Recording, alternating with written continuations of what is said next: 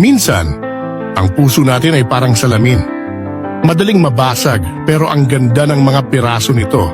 Sa simula, akala mo wala ng pag-asa. Parang ang sakit ng pag-ibig ay isang dagok na hindi mo kayang tiisin.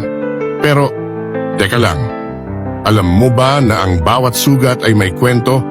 Ang mga luha mo parang ulan na nagdadala ng bagong simoy.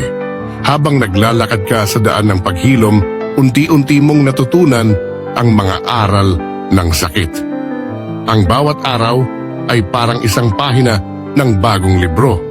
Minsan, may mga pagkakataong bumabalik ang mga alaala, pero sa halip na masaktan, natutunan mong ngumiti.